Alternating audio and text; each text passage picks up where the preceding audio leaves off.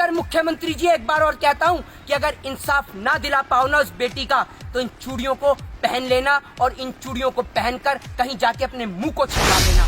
मुख्यमंत्री को कहूंगा, उत्तर प्रदेश के मुख्यमंत्री योगी आदित्यनाथ जी, ये चूड़ियां पहन के बैठ जाइए और आपको कहीं से सूट सलवार और साड़ी मिल जाए तो वो सूट सलवार साड़ी पहन के हाथों में ये चूड़ियां पहनकर घर के अंदर छुप कर बैठ जाइए कोने में, क्योंकि आप जैसा मुख्यमंत्री जो देश की हिफाजत नहीं कर सकता वो मुख्यमंत्री कहलाने के लायक नहीं है, योगी नहीं हो सकता। क्योंकि राम को मानने वाले लोग लंका तक कूच कर रावण का विनाश कर देते हैं, और ऐसे राम मंदिर को बनाने से क्या फायदा जिस देश की सीता सुरक्षित और महफूज ना हो।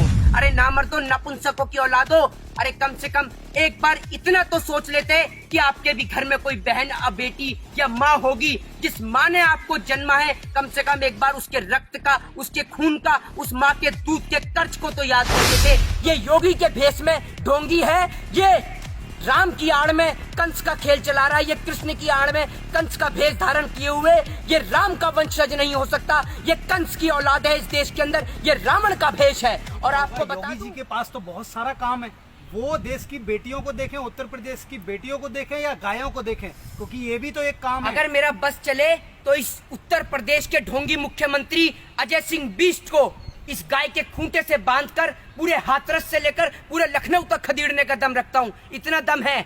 ये गाय अगर रातों रात उस बहन बेटी के शव की बजाय गाय को जलाया होता ना, तो आज पूरे उत्तर प्रदेश में हंगामा मच गया होता।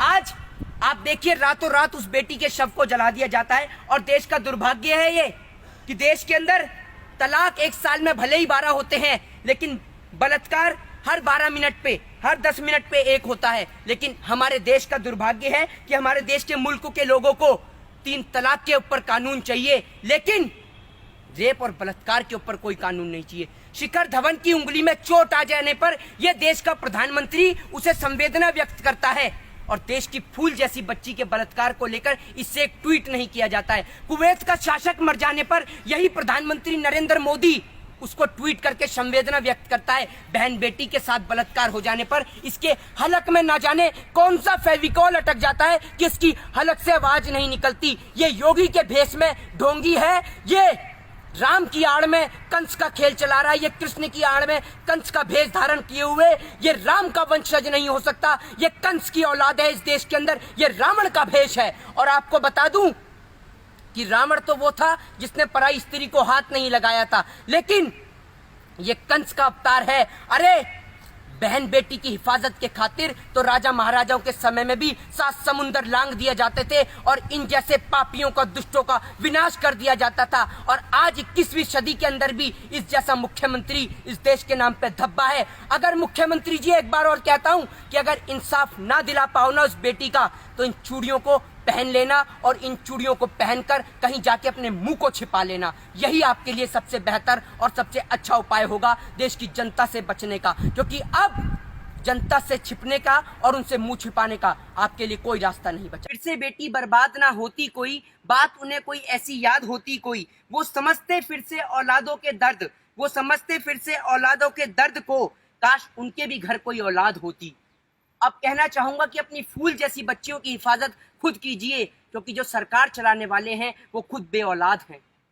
आज शायद मैं अपनी भाषा का, अपनी मर्यादा का थोड़ा सा पालन ना कर पाऊं, आज शायद भाषा की वाणी को भी मैं क्रॉस कर जाऊं, तो उसका कारण यह है कि देश के अंदर इतनी बड़ी घटना घट गई है।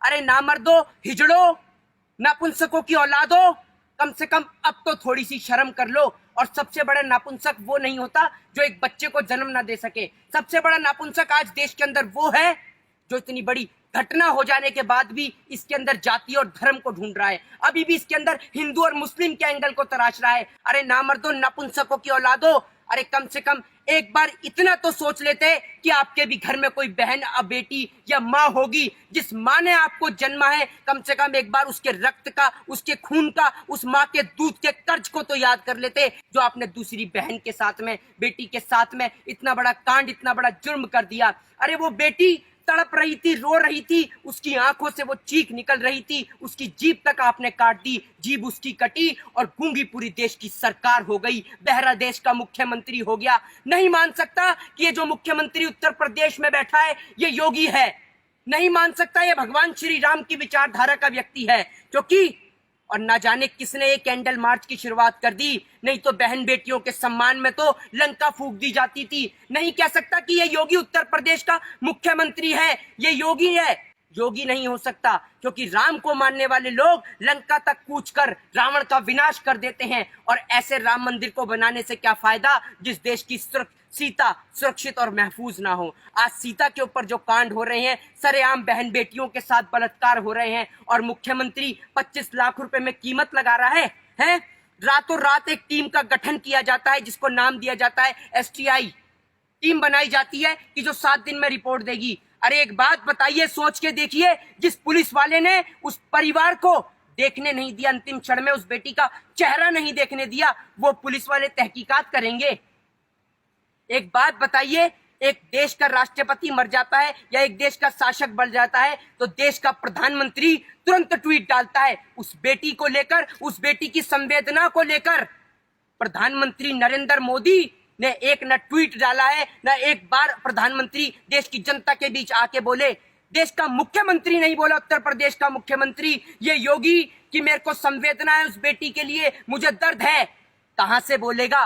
क्योंकि इनके घर में, खुद के घर में इनके बेटियां नहीं है, ये खुद बेऔलाद हैं। सरकार चलाने वाले ये बेऔलाद हैं। और आज मुख्यमंत्री को कहूंगा, उत्तर प्रदेश के मुख्यमंत्री योगी आदित्यनाथ जी, ये चूड़ियां पहन के बैठ जाइए, और आपको कहीं से सूट सलवार और साड़ी मिल जाए तो वो सूट सलवार साड़ी पहन के हाथों में ये चूड़ियां पहनकर घर के अंदर छुप कर बैठ जाइए कोने में। क्योंकि आप जैसा मुख्यमंत्री जो देश की हिफाजत नहीं कर सकता, वो मुख्यमंत्री कहलाने के लायक नहीं है। और आप जैसे लोग कभी श्री राम के वंशज नहीं हो सकते, क्योंकि श्री राम वो थे जिन्होंने प्रजा के खातिर अपनी गर्भवती पत्नी को त्याग दिया था। आप तो इतने निकम्मे नाकारा हो कि 25 लाख रुपए कीमत लगा रहे हो उस बेटी के दर्द की। आप जैसे लोग धब्बा हो, आप जैसे लोगों पे थूकता हूं मैं। और अर्नब गोस्वामी जैसे दलाल लोगों कि तुम आज दिखा रहे हो वो कंगना को लेकर, सुशांत को लेकर और ड्रग्स को लेकर, तो इतनी तो शर्म कर लो। उस बेटी की मां तड़प रही है सड़क पर, एक बार आकर तो पूछ लो कि मां तेरे साथ क्या घटना हुई है, तेरी बेटी के साथ क्या हुआ। कम से कम इंसाफ के लिए आवाज तो उठा लो, वरना ऐसे चैनलों को बंद करके बैठ जा। अगर हम जैसे लोगों का बस चलता है ना, तो ऐसे बलात्कार करने वाले लोगों को बीच चौराहे पे गोली मार दी जाती। आज एक बात बताइए, आज कहना चाहता हूं बाबा साहब भीमराव अंबेडकर से भी, कि काश आपने देश के संविधान के अंदर एक ऐसा प्रावधान बनाया होता कि बलात्कार करने वाले आरोपियों के लिए ना कोई कोर्ट होता, ना कोई जज होता, ना कोई पुलिस होती, ना कोई CBI होती, ना कोई ED होती। सिर्फ एक ही सजा होती, वो होती बीच चौराहे पे गर्दन सर से अलग कर दी जाए, धड़ से अलग कर दिया जाए सर को। ये सजा होनी चाहिए थी। आज एक घटना के बाद दूसरी घटना, दूसरी घटना के बाद तीसरी घटना। कहते हैं ना, बेटी बचाओ बेटी पढ़ाओ, आज उसका विपरीत है।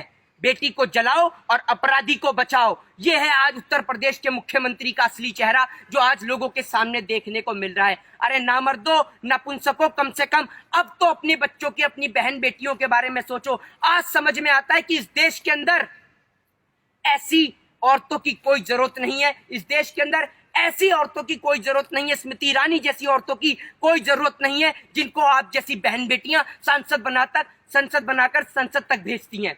ये औरतें सांसद बनने के लायक नहीं है कि एक महिला होकर एक बेटी के दर्द के लिए आवाज नहीं उठा रही। अगर आज स्मृति ईरानी जी, अगर आपके अंदर इतनी सी भी इंसानियत बाकी है तो आज बैठो संसद के बाहर धरने पर, निकलो अपने घर और मकानों से और इन बेशरम बेहया इन बलात्कारियों को फांसी की सजा की मांग करो। पुलिस वाला सीधे मुंह बात नहीं करता। अरे आप हिंदू धर्म की बात करते हैं, हिंदू धर्म में कभी भी रात के वक्त किसी का अंतिम संस्कार नहीं होता और ये रातों को अंतिम संस्कार कर देते हैं। अरे दलालो भड़वो, कम से कम थोड़ी तो इंसानियत अगर तुम्हारे अंदर बाकी है, और अगर अभी भी तुम्हारे दिल के अंदर इतनी सी भी इंसानियत अगर बाकी है, तो उस बेटी बहन के लिए आवाज उठाओ। क्या उत्तर प्रदेश का यही मुख्यमंत्री योगी आदित्यनाथ जब भी यही कहता, अगर ये बलात्कार किसी नेता की बेटी के साथ होता तो क्या मुख्यमंत्री ये कहता कि मैं 25 लाख दूंगा? अरे 25 लाख देश की जनता आपको देगी। आप उन बलात्कारियों को फांसी दे के दिखाओ, अगर माँ का दूध पिया है तो 25 क्या 50 लाख देगी देश की जनता आपको। आप फांसी तो देकर दिखाओ उनको। है आप में दम फांसी देने का? है आपके कानून में दम?